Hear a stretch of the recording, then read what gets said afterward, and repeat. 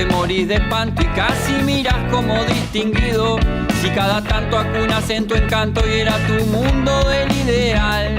Y su ideal, mi ideal, el de aquel se puede... Muy buenas noches, bienvenidas y bienvenidos a Último Bondi.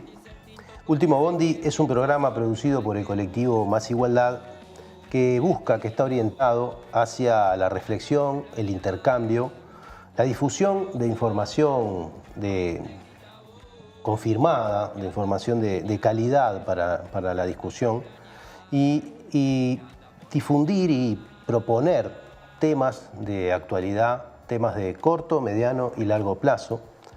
Y para eso lo que hacemos recurrentemente es contar con invitados e invitadas que nos ayudan a echar luz sobre algunos asuntos públicos que nos parecen trascendentes.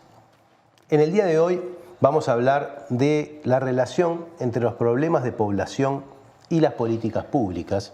Y para eso invitamos a Wanda Cabella, que es demógrafa, antropóloga, doctorada en demografía por la Universidad Unicamp de Brasil y es investigadora en cambio familiar y comportamiento reproductivo en la Universidad de la República.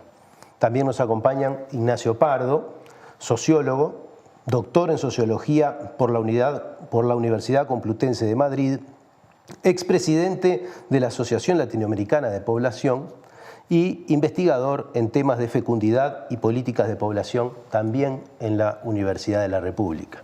Le damos la bienvenida y muy sucintamente vamos a decir algunas cosas sobre este tema. Población y políticas públicas es algo que tiene muchísimas más relaciones que lo que la gente habitualmente conoce sobre problemas de población. En Uruguay en particular, en las últimas décadas hemos asistido a algunas discusiones, pero ha sido un tema bastante ignorado en nuestra historia y muchas veces está vinculado a los problemas de las jubilaciones y la seguridad social, la posible cobertura, los problemas de crisis de los sistemas de seguridad social por la falta de gente en situación activa porque realmente se ha transformado la estructura de la población, problemas vinculados a la migración, qué se hace con los migrantes, cuántos somos los uruguayos que no estamos en el país, ¿no? Y un conjunto de temas que muchas veces los conocemos como fenómenos, pero poco se reflexiona sobre qué políticas asociadas tienen, ¿no? Y cómo desde las políticas públicas se puede aportar, no sé si soluciones, pero sí por lo menos formas de acompañar estos procesos que las sociedades tienen. En primera instancia les vamos a pedir una reflexión muy breve sobre esta idea, cómo se relacionan los problemas de población y las políticas públicas. No sé quién quiere empezar. Al experto en políticas públicas. Bueno, gracias por la invitación primero. Creo que lo principal es advertir que suele tener este tema un tratamiento bastante simplista en el sentido que decías. Bueno, un poco liviano. ¿Cómo? Un poco liviano. Un poco liviano en el sentido de unidimensional. Lo que a todo el mundo se le ocurre si uno dice que la población está cambiando, y está cambiando bastante aceleradamente, por ejemplo, en relación a su estructura por edades. Está sucediendo lo que llamamos envejecimiento poblacional. Lo primero que nos surge decir es quién pagará las jubilaciones del futuro, ¿no? Este es el tema por el que suele entrar, digamos, la problemática demográfica, digamos, a la discusión sobre políticas. Y esto es un problema por varios motivos. Creo que lo principal es que nos puede llevar a pensar que hay soluciones. Hago el gesto de las comillas porque quizás no sean tales, pero quiero decir que hay procedimientos por los cuales, por ejemplo, revertir fenómenos tan contundentes, tan estructurales como el envejecimiento demográfico, y me animo a adelantar algo que quizás charlemos después, no las hay, el envejecimiento demográfico, así como otros fenómenos de largo plazo. Por ejemplo, que las poblaciones dejen de crecer, ¿no? Y se estabilicen en un cierto número, o incluso empiecen a bajar en su número, son fenómenos que de ninguna manera son unilateralmente problemáticos o negativos, pero además son difíciles de modificar, si es que uno quisiera modificarlos. Así que diría para empezar la charla que una de las cosas que no hay que hacer es decir, bueno, ¿cuántos cambios demográficos? ¿Qué problemáticos? Nadie nos va a pagar las jubilaciones. salgamos corriendo a buscar que la gente tenga más hijos. Bueno, eso Se que va a es... despoblar el país. Claro, el país se va a extinguir. Esto creo que no se dice tanto, pero hasta hace unos años se decía bastante, ¿no? El país se va a extinguir y bueno, no hay nada que pueda surgir de bueno en una población de personas cada vez más envejecidas en su edad y que son cada vez menos. Bueno, todo eso es la puerta de entrada, no solo en Uruguay, sino en gran parte del mundo, a los temas demográficos. Es peligroso, es bastante unidimensional y es simplista. Creo que lo primero que hay que entender es cuál es la fuente de ese cambio demográfico tan estructural que existe en las sociedades y que es muy importante. Y luego discutir la valoración, que no es tan sencilla como a veces parece. Cuando digo cambio estructural de las sociedades, para decirlo muy rápido, es el cambio por el cual las personas tienen esperanzas de vida más largas, que eso ha pasado en todo el planeta, en Uruguay también. El COVID ha modificado, pero temporalmente un poquito eso, pero en el largo plazo eso. Y el descenso de la fecundidad. Eso hace que las poblaciones no crezcan en algún punto, en Uruguay va a pasar pasado mañana, y su estructura por edades se envejezca. Entonces, a partir de intentar entender cómo funciona eso, creo que podemos llegar a una discusión sobre políticas que no sea solamente la de una rápida valoración negativa de ese proceso y mucho menos la idea de que hay una solución mágica a la vuelta de la esquina para revertirlo si es que hubiera que revertirlo, ¿no? Te dejó poco para agregar. Me dejó poco, así que me voy para algún otro lado lateral. Capaz que escuchándote pensaba como en realidad en Uruguay, sí, cuando aparecen los discursos sobre política y población o los problemas de población, bueno, claramente tienen el tono que vos nombrabas y el tono que Nacho fue más exhaustivo. Pero no siempre fue así y en realidad nosotros tenemos, digamos, hay políticas obviamente que están muy vinculadas con los temas de población, particularmente la de salud sexual y reproductiva, pero hubo en la historia el mismo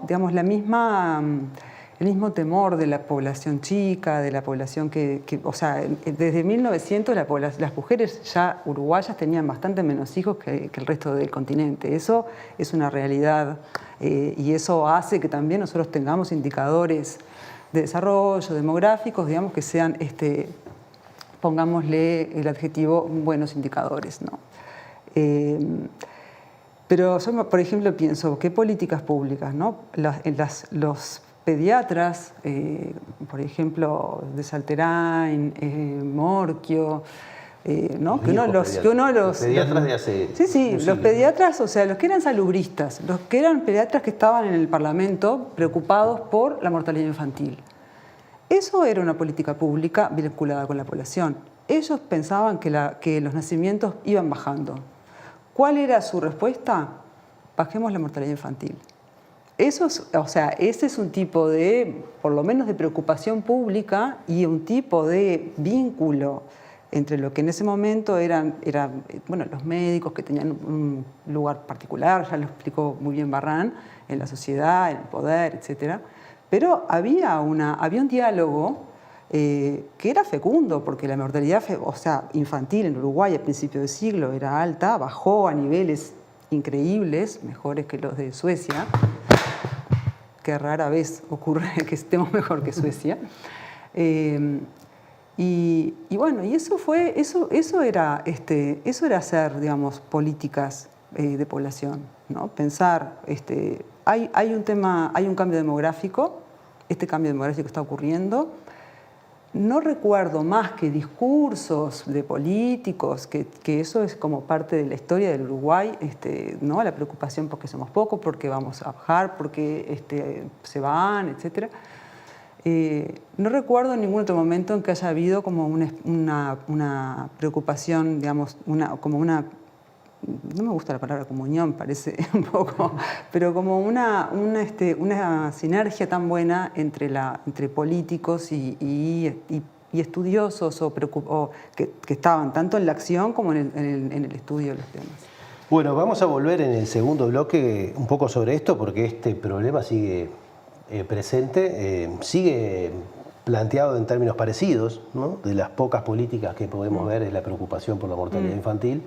Pero a esto se agregan muchas otras, que especialmente han estado en la agenda pública en estos tiempos y que tienen que ver con esto de cómo hacemos para que los uruguayos tengan más hijos o si hay que traer gente de otro país o alguna de estas otras hipótesis que han estado, más allá de que duren o no, algunas parecen durar, además las que están viniendo en este último tiempo parecen haber venido a forzar una discusión un poco más profunda. Ya volvemos en el segundo bloque de Último Bondi. Recuerden suscribirse en nuestra página masigualdad.org.uy y mirarnos por Caras y Caretas TV.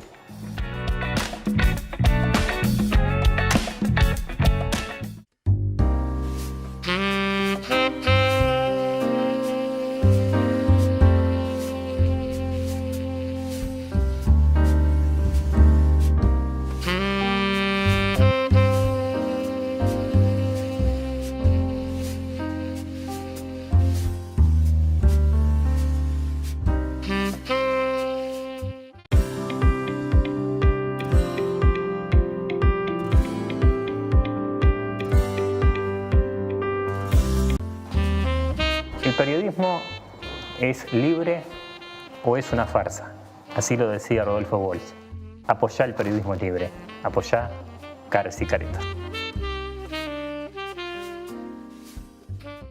Vuelta, ahí, tan. Es un honor formar parte de Caras y Caretas TV, donde hay lugar para todo tipo de contenido y también para el humor. ¡Sumate!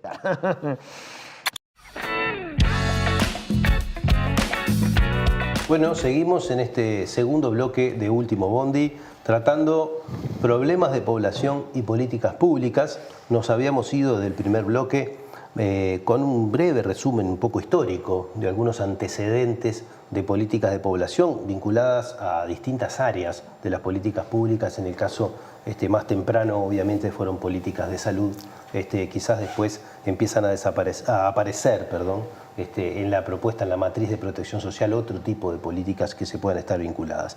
Pero el propósito de este segundo bloque era hablar un poco de estos asuntos que han venido más, ¿no? Y que han inundado el sentido común o que muchas veces no dejan mucho espacio para pasar un reclame un poco más profundo, que esa idea simple de decir, tenemos una crisis, ¿no?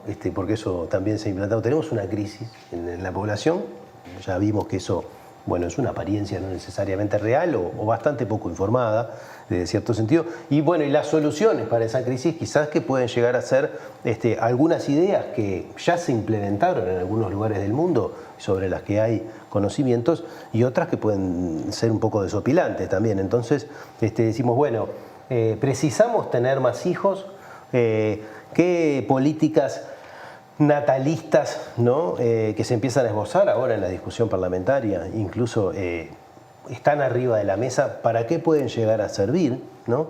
¿Qué hacemos con los migrantes, ¿no? Y ahí están las dos visiones, desde aquellos que dicen suplamos este déficit aparente de población que tenemos con personas de otro lugar, y también el brote xenófobo que tenemos en el mundo entero, ¿no? Con todo este asunto de que yo quiero migrantes, pero no cualquier migrante. Este tipo de migrantes sí, aquel no. Bueno, ¿y qué hacemos con todo esto? ¿Y qué han hecho? ¿Qué hacen los estados, ¿no? ¿Qué hace y qué estudia la disciplina respecto a este tipo de cosas? Bueno, los estados mayoritariamente han subido con distintos matices y con distintos grados de razonabilidad a una cierta ola de preocupación pronatalista en las últimas quizás 2 décadas. Y esto es reflejo directo de que la fecundidad está en niveles más bajos que nunca en muchos países, en otros ha rebotado, entre comillas, a niveles no tan bajos, pero aún bajos. Y la respuesta, por lo menos la primera respuesta en muchas partes, ha sido la que conversábamos recién y la que criticábamos un poco por simplista, ¿no? Si hay pocos hijos, si eso genera que la población ya no crezca, si eso genera que la población se envejezca en su estructura por edades, solucionémoslo teniendo más hijos. Hay una encuesta que hacen las Naciones Unidas a los propios estados, donde les dice, ¿está entre sus objetivos principales el pronatalismo?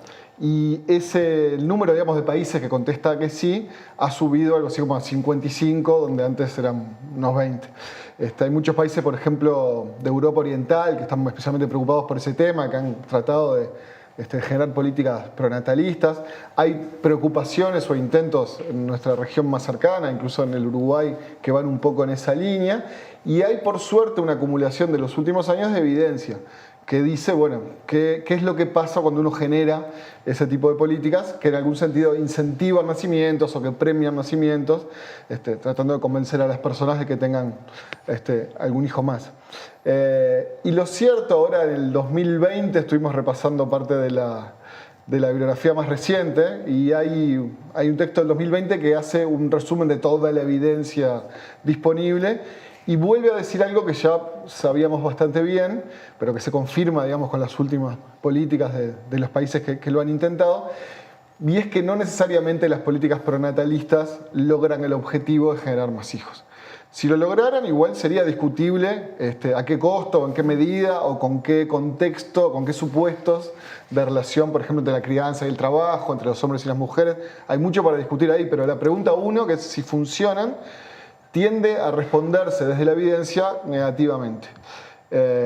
A veces sí generan un aumento provisorio, transitorio de los nacimientos, y de eso se agarran los que son más hinchas de este tipo de políticas. Repito, en Europa Oriental pasa bastante, en Hungría, en Polonia. Pero aparentemente la evidencia dice que ni siquiera con grandes inversiones, cuando uno está dentro del marco pronatalista, ¿no?, de incentivar, de premiar nacimientos, uno tiene resultados sólidos, digamos, sostenibles en el aumento de la natalidad. Digamos, hacia dónde se traslada un poco la discusión después, que es un lugar, me parece, un poco más razonable, esas políticas que no son pronatalistas, pero que hacen a la crianza de niños pequeños y que por esa vía podrían generar un ambiente un poco más saludable, amigable, digamos, para las personas que puedan tener hijos. Y ahí la discusión, digo que es otra, a veces son parecidas las medidas, pero es otra en el sentido de que no se orienta a un objetivo pronatalista estricto, sino que persigue otros objetivos, como distribuir mejor el costo de la crianza entre hombres y mujeres, en fin, todo lo que ya sabemos de políticas de primera infancia. Y ahí lo que sucede, sucede en países como Francia, algunos de los nórdicos, Bélgica, es que generando durante mucho tiempo, con políticas que son bastante caras también, un entramado de protección social que haga a los cuidados o que haga a las licencias, podría generarse un ambiente más propicio, digamos, para aquellos que quieran tener, por ejemplo, un segundo hijo sin complicarse la vida a niveles insostenibles. Pero dicho esto, tampoco en esos países sucede que la natalidad o la fecundidad sube muchísimo. Lo que se evita es que permanezca durante mucho tiempo en niveles muy, muy bajos, ¿no? Y a veces aún así después vuelve a bajar un poco más. Digamos que me parece que donde tiene sentido enfocar la discusión es que el cambio demográfico no es solo stocks y flujos numéricos que uno quiere contrabalancear para que cierre el sistema de jubilaciones tal como está ahora, o el sistema de salud, o los cuidados, sino una dinámica que involucra muchas más cosas. Entonces, si uno, por ejemplo, generara un sistema de cuidados que hace que los hombres y las mujeres, pero sobre todo las mujeres, puedan cuidar y trabajar al mismo tiempo, la primera infancia esté atendida, sobre todo en países como el nuestro, donde tantos niños nacen en hogares pobres, en las mejores condiciones posibles, ¿no?, de salud, de educación, y todo eso funciona, uno está interviniendo también sobre la demografía del país, aún sin un aumento espectacular de los nacimientos. Porque cuando nosotros miramos esos stocks que en principio, si nos quedamos con los titulares, nos preocupan, por ejemplo, bueno, va a haber menos personas en edad de trabajar para los jubilados que tendremos, uno debería incorporar otras variables ahí. Por ejemplo, ¿cuál es el bienestar de esos niños que van a ser los pocos adultos que van a acá? Sobre eso sí vamos ¿no? a volver más con la parte de las polvoreando políticas. comillas por donde uno quiera, que van a mantener a esos adultos mayores en el futuro. Es decir, si uno se pone estrictamente economicista, aún así no necesariamente tendría que llegar a la conclusión necesito más números de nacimientos para sostener todo esto. Quizá la conclusión a la que llegue, que es muy razonable para Uruguay por las cosas que decía Banda, es bueno, vamos a hacer pocos, el equilibrio entre las edades va a cambiar indefectiblemente, que los pocos que no son adultos mayores, por ahora, todos vamos a llegar, pero los que van a ser aquellos en edad de trabajar cuando la población esté muy envejecida, hayan tenido condiciones de vida tales que su salud, su productividad, repito, aunque nos pongamos estrictamente numéricos, ¿no? Sus condiciones en el mercado de trabajo, su educación, su bienestar, su nutrición, sean las mejores posibles. Eso no es demográfico en el sentido estricto de número de nacimientos y número de muertes, pero es demográfico en un sentido un poco más amplio, y por ahí me parece que aparecen las discusiones que más valen la pena. Panda.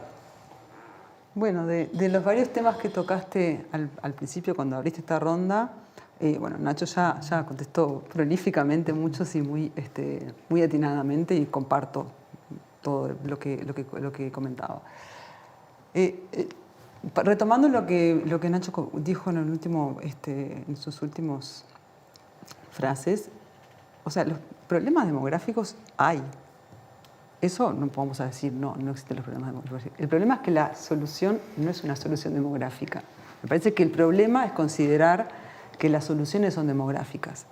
Eso creo que hace parte por cómo es la demografía, porque tenemos, o sea, nos movemos mucho con las variables, ¿no? La fecundidad, la mortalidad, la migración, y suenan como esto, como números que se pueden manipular, ¿no? Que pueden haber unas metas, unos objetivos, y hacemos, digamos, mover estos números, estos stocks, flujos.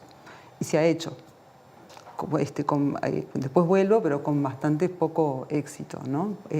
Entonces, ese me parece que es algo importante para entender, digamos. No, la solución no es demográfica, no es una meta demográfica.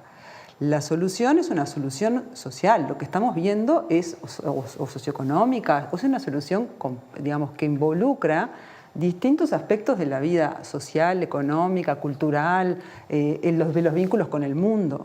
¿Vos decís que está habiendo como una especie de desplazamiento desde la política hacia asuntos, por ejemplo, de la política distributiva hacia asuntos de lo que podrían ser políticas de población, de problemas que no están resueltos y que quedan ahí? Como por ejemplo, sosteneme la seguridad social. Exacto. O sea, a ver, yo creo que se está viendo de una forma un poco más integral, pero de cualquier manera sí, a ver, o sea,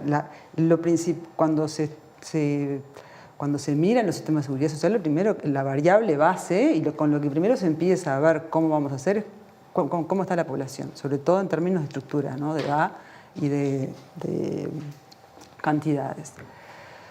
Y ahí, o sea, la tentación me parece más grande, es decir, esto lo resolvemos aumentando la cantidad de niños, porque eso va a alimentar la fuerza de trabajo, y esa fuerza de trabajo va a alimentar el sistema de seguridad social. Y así seguimos como vivíamos más o menos después de la Segunda Guerra, ¿no? Que se empezaron a generar más, a fortalecer más los sistemas de seguridad social, y estaban basados en un tipo de familia.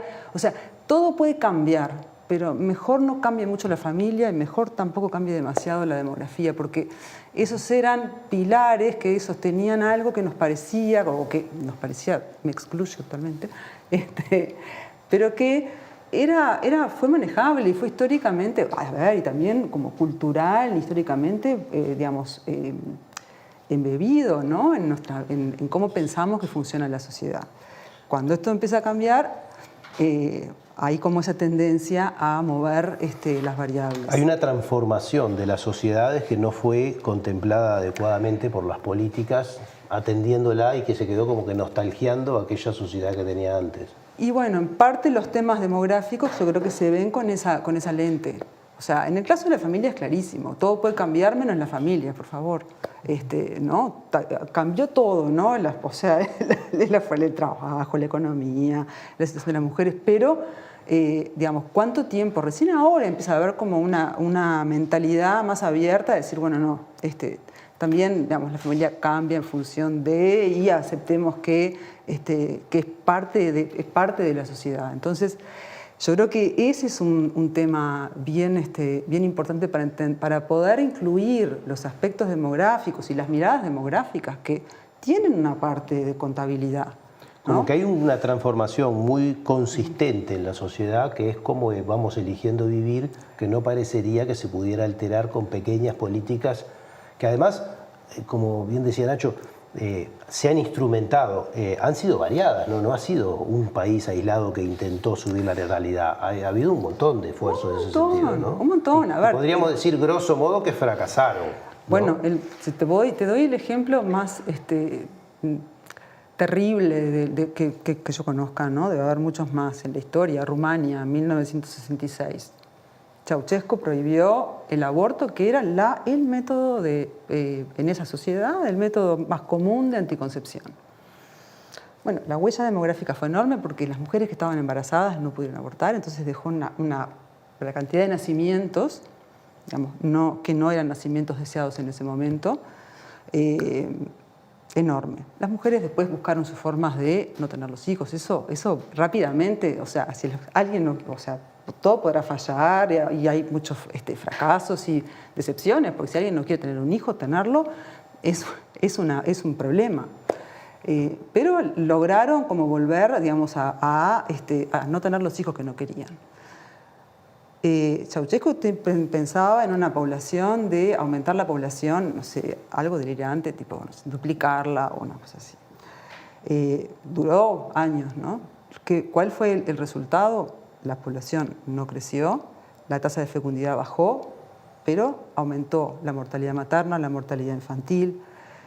Bueno, ni que hablar de la infelicidad, ¿no? Porque el régimen dictatorial, o sea, todo esto además en general suele, digamos, las peores, puso una tasa se llamaba como una tasa a las mujeres solteras, si a los 45 años no habían tenido hijos, se les, digamos, tenían como un impuesto, ¿no? Eso, digamos, dentro de lo que uno piensa que no puede haber ni existido, pero existió, esos son tipos de medidas pronatalistas que no, digamos, no iban a tener ningún efecto.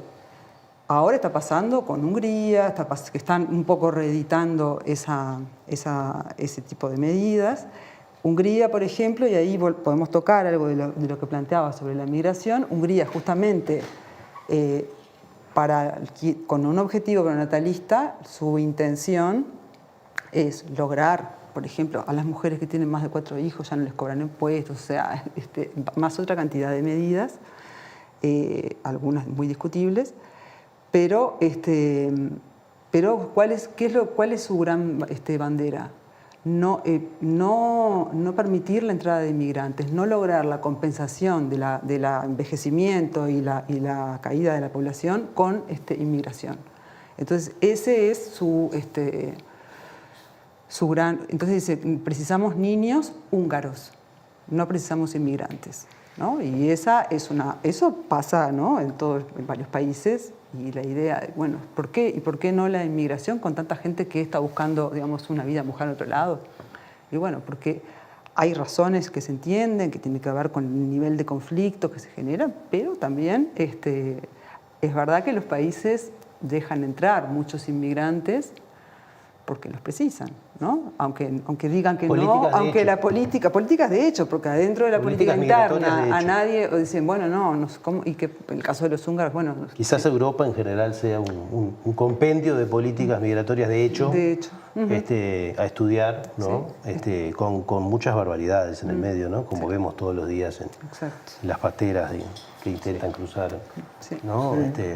El mar y demás cuestiones. Es que apenas empezamos a hablar un poco más, ya salimos necesariamente de esta idea de equilibrar números, digamos, como en aquel libro del hombre sin atributos, digamos, ¿no? Preciso nacimientos y preciso compensar algunas muertes, y preciso equilibrar la estructura por edades de la población.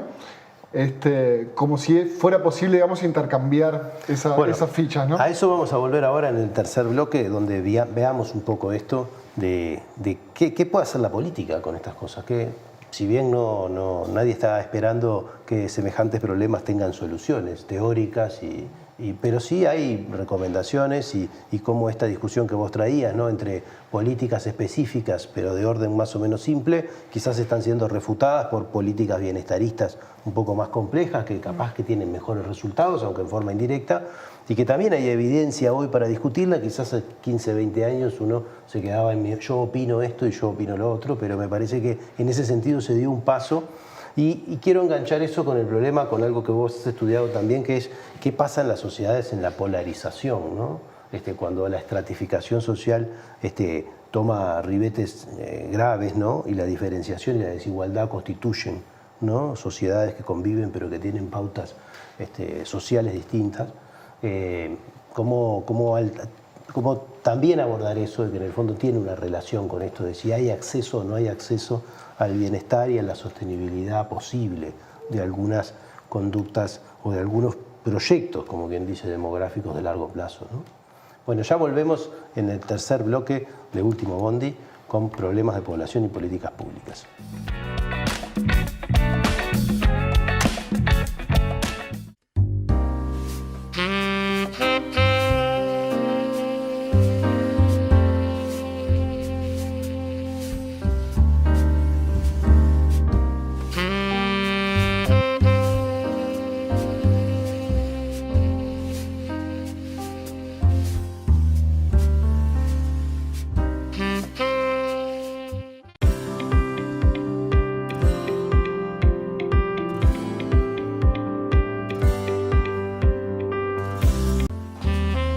¿El periodismo es libre o es una farsa?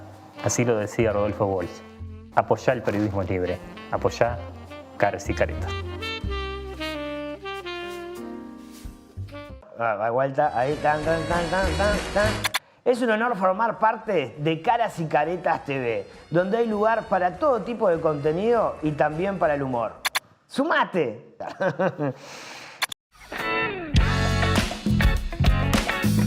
Continuamos con el tercer bloque de Último Bondi. Estamos tratando problemas de población y políticas públicas. No se olviden de suscribirse en nuestra página masigualdad.org.uy y vernos por Caras y Caretas TV. Estábamos en lo más entretenido del intercambio sobre cuando se empiezan a mezclar de una manera u otra unos problemas con otros. Y hablábamos de migración, pero en el medio de problemas de natalidad y la población deseada, las experiencias del mundo.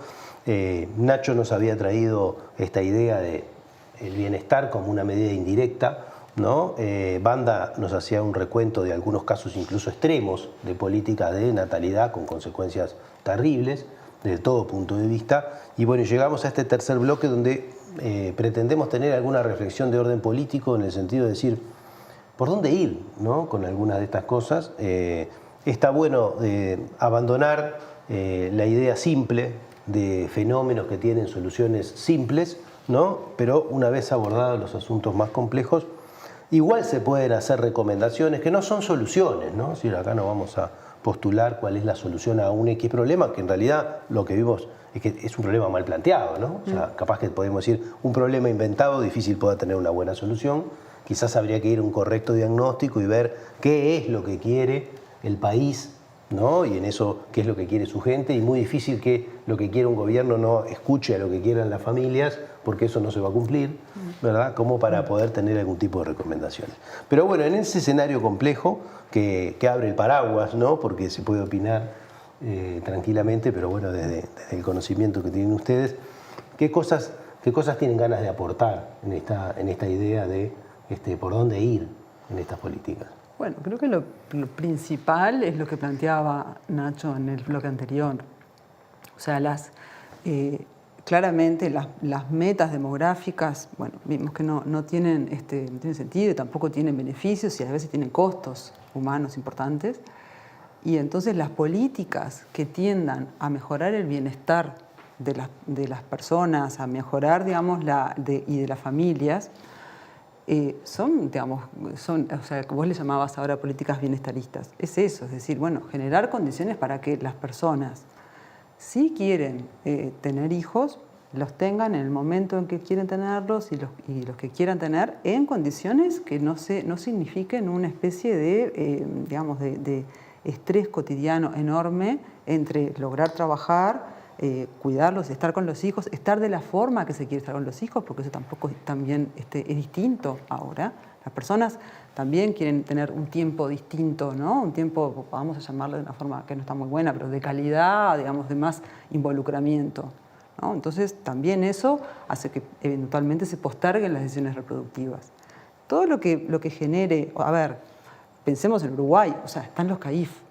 Son Uruguay atesoró eso prácticamente, ¿no? De una forma, es una institución muy importante y que significa, digamos, el esqueleto, ¿no? Para apoyar el cuidado de los niños de una forma importantísimo. Eso precisaría mucho más recursos, o sea, es... Una buena política. Una buena política de cuidados apoyada Ahora, en algo que ya está. Es una cosa interesante esto que decís, porque muchas veces se pasa con esto de las políticas para la infancia que terminan infantilizándose las políticas. O sea, ¿puede haber políticas para la infancia que no sean políticas para las familias? Sí. O sea, a ver si te entiendo. Yo creo que las políticas en general para los adultos, ¿no?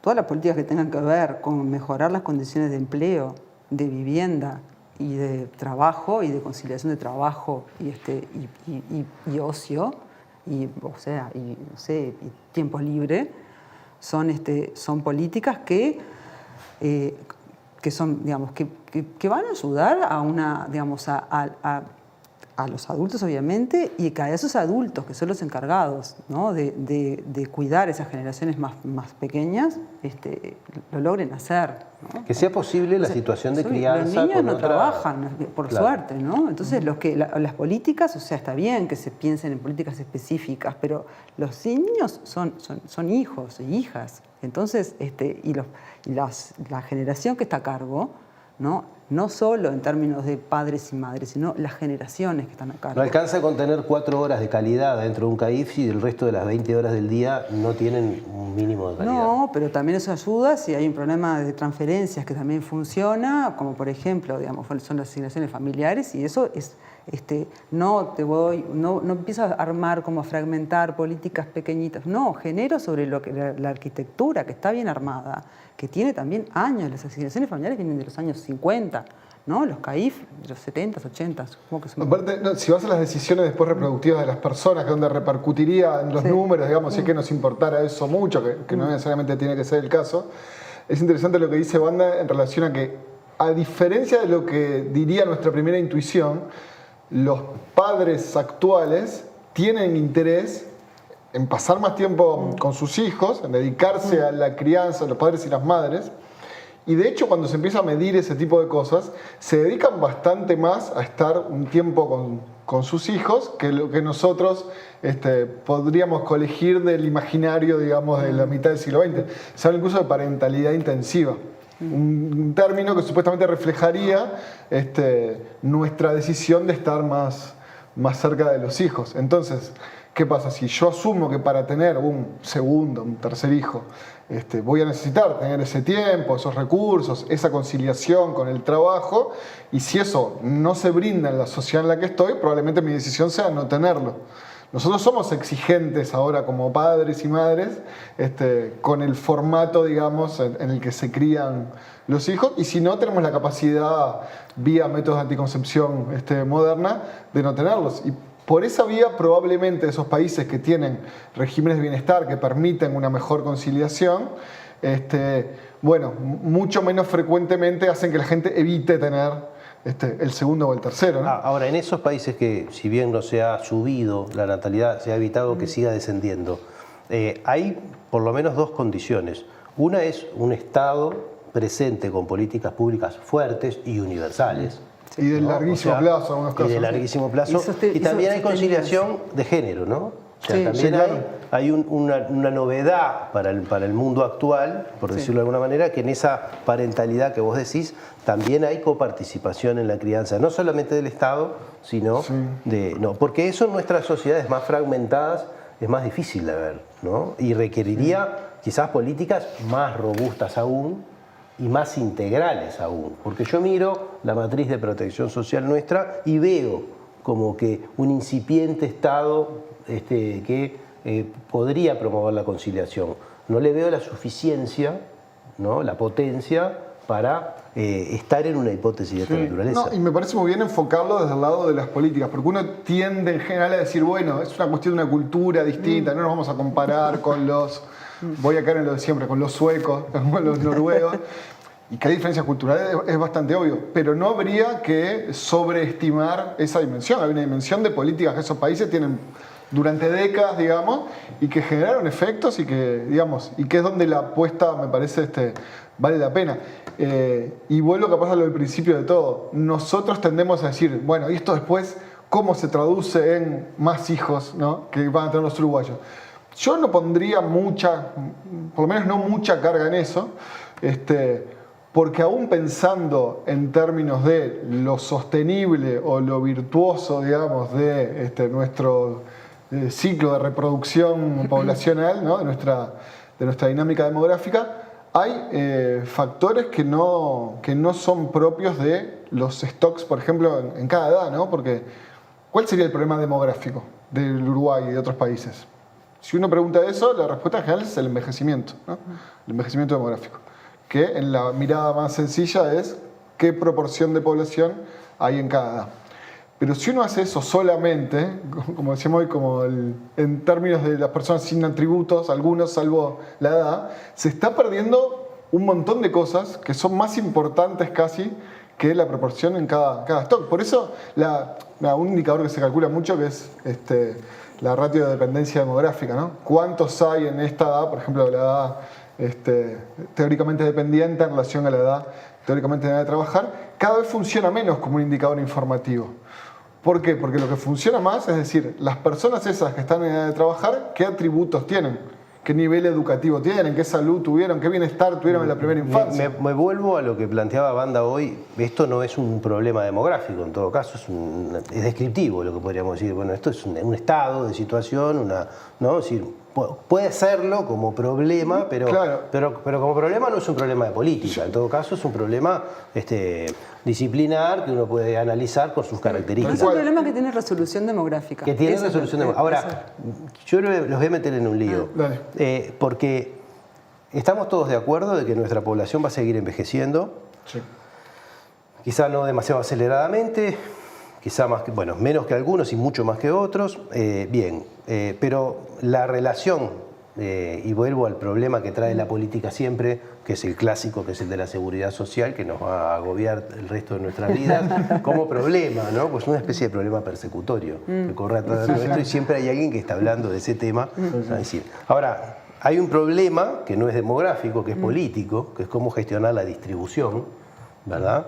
Y que tiene que ver con que vamos a tener menos activos para más personas fuera de la edad de trabajar, ya sea pocos niños y muchos viejos, que es la sociedad futura a la que sí vamos, y por lo que los que están en edad activa tienen que decir, como decías vos hoy, traías muy bien, si tuvieron una buena vida, van a tener mucha mejor probabilidad de tener una buena productividad, por decirlo, nos van a ayudar un poco más, ¿no? Ahora, de todas formas, ¿no? Esta discusión que tenemos hoy, si le damos mucho a los viejos y poco a los niños, parecería no resolverse en lo intergeneracional. O sea, esta idea de que alguna vez vamos a solucionar estos problemas dándole menos a los viejos para darle más a los niños, ¿no? Parecería tener algunas trampas en relación a cuando sacamos el problema de la demografía y lo ponemos arriba de la mesa de la política, ¿no? Acá tenemos un problema distributivo global y que vamos a un mundo que va a maximizar esta relación todavía más que la que tenemos hoy, y si no encontramos otra forma de distribuir para atender a las dos partes, y eso no va a salir de sacarle a uno para darle al otro, ¿no? O sea, tal cual. Yo creo que lo que nos pasa, me parece, cuando estudiamos estas cosas, es que los textos refieren mucho a la experiencia de otros países, típicamente europeos, ¿no? o del hemisferio norte, que son distintos en varias cosas, pero son distintos, por lo menos algunos de ellos, en que no son tan desiguales como el nuestro. Entonces, cuando nosotros vemos, por ejemplo, aunque nos pongamos en la versión más sencilla del stock de personas en esta edad y el stock de personas en esta otra, vemos que lo que sucede en términos demográficos, por ejemplo, de los nacimientos, el stock de personas de 0 años, digamos, es que se distribuyen de una manera que refleja mucho la desigualdad, por ejemplo, de nuestro país. Nacen más niños pobres, ¿verdad? Claro, nosotros lo veíamos, ahora es un poco menos porque bajó mucho la desigualdad adolescente, pero la fecundidad adolescente. Pero lo veíamos mucho cuando veíamos la curva, digamos, de edad del primer hijo. En casi todos los países para los que teníamos datos es una curva normal, ¿no? Se concentra en una edad, después se mueve porque la gente tiene el primer hijo más tarde, pero se mueve, digamos, no tan desigualmente. En Uruguay eran como dos curvas pegadas. ¿Por qué? Porque había mucha fecundidad adolescente y después otra parte de la población que se movía más europeamente. Pero no eran las mismas mujeres. Había unas mujeres que ya empezaban a tener hijos muy tempranamente. Convivían esas dos poblaciones. Entonces ahí hay algo, si tuviéramos muchas horas para seguir charlando, sería interesante, que es ver a lo demográfico no solo como la causa de otros problemas o la causa de tensiones o de conflictos para resolver en la política, sino como la consecuencia de muchas dinámicas que en lo demográfico se reflejan a veces muy directamente. En la del primer hijo, en la mortalidad, ¿no? Que no es tan desigual, pero es desigual por estratos sociales, que los más pobres se mueren. Es difícil que uno tenga que asumir es difícil eso, ¿no? medirlo bien, tenga pero que asumir que no lo sabe, pero que en realidad sospecha, ¿no? De que la cantidad de años de vida de la población depende obviamente de su trayectoria y del estrato socioeconómico al que pertenece. Quizás no toda la vida está en el mismo estrato, pero hay algo duro en esto, ¿no? De asumir de que la vida es tan distinta. Sí. En tantas cosas. Sí, nosotros no digo que somos, a veces queremos ser rigurosos con los datos y acá no siempre tenemos datos buenos para medir eso, pero en todas partes pasa, donde se puede medir bien. Acá apostaría a lo que no tengo, a que también pasa, aunque no sepamos decir exactamente cuántos años menos de vida. Yo creo que es una línea y ya nos tenemos que ir, esto da para mucho más y probablemente hagamos algunas otras cosas, entonces te voy a dejar a vos decirlo primero. Pensaba, ¿no? Hablando ahora, Nacho, de la fecundidad y cómo hubo una política fuerte, digamos, de tomar el tema de la fecundidad adolescente como un problema, que no había sido tomado eso antes, o sea, durante los últimos 10 años, digamos, o 8, 10 años fue tomado de esa manera y, bueno, no voy a contar las políticas, no tenemos tiempo, pero hubo un éxito muy importante en las políticas que atendieron a la fecundidad adolescente y temprana, no intencional, como se dice ahora. Con un éxito enorme, porque digamos, eso fue lo que hizo bajar toda la fecundidad. O sea, la explicación de por qué bajó la fecundidad a niveles bajísimos, como es 1.4 hijos por mujer hoy, es porque las mujeres muy jóvenes y adolescentes dejaron de tener hijos. Y eso lo que está mostrando, a diferencia de lo que algunos políticos piensan, es que todas las personas quieren tener más hijos, es que por lo pronto lo que tenemos clarísimo era que hay una proporción grande que no quería tener hijos y que tuvo la oportunidad de tener métodos adecuados a sus edades, etc.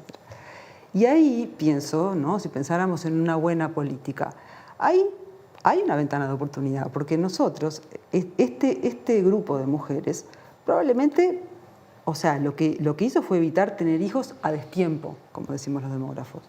Probablemente quieran tener hijos, o sea, no querían tenerlos a los 17, a los 18, a los 19, a los 22. Pero una vez que, digamos, que decidan tener hijos, esas generaciones sí probablemente podrían ser objeto, digamos, de políticas, ¿no? Para su bienestar, porque son las generaciones en las edades en las que se tienen más los hijos, ¿no?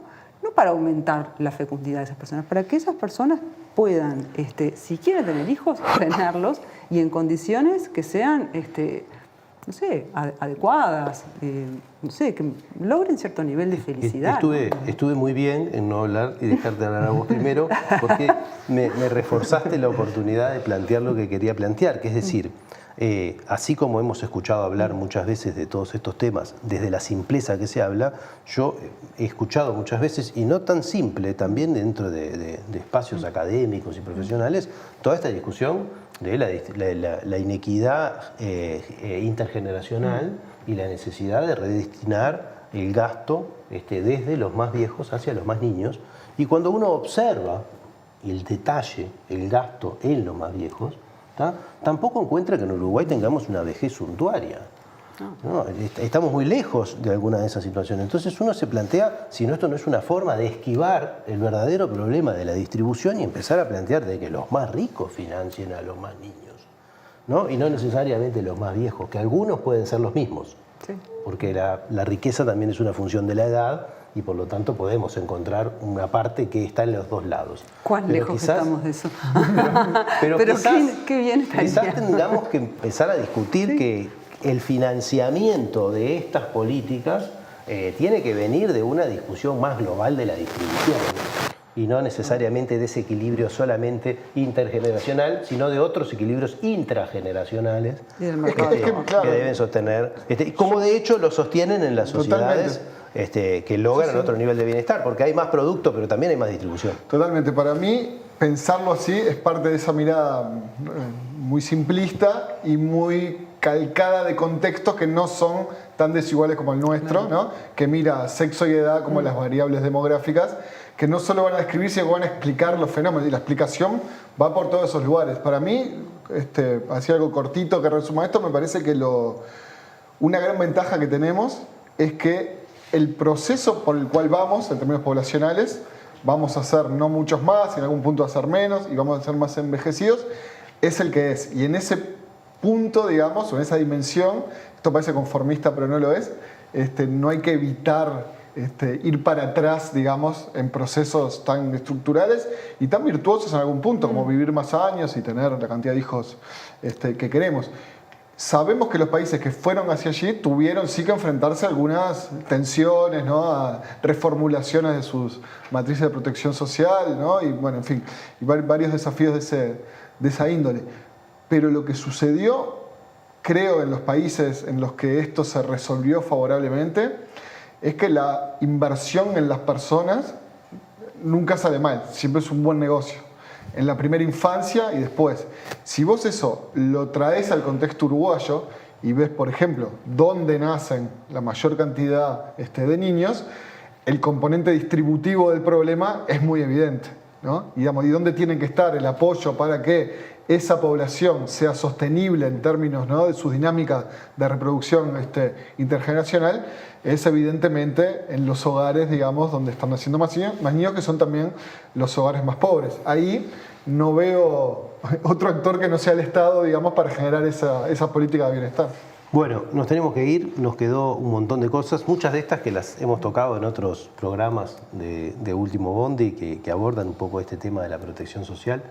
Y el género, nos faltó hablar más de género. Nos faltó hablar más de género, seguramente tengamos que retomar ese asunto con más centralidad. Pero bueno, por acá nos quedamos, esto es Último Bondi, estuvimos hablando de programas de población y políticas públicas. Síganos en Caras y Caretas TV, suscríbanse en nuestra página masigualdad.org.uy. Nos vemos en el próximo Último Bondi.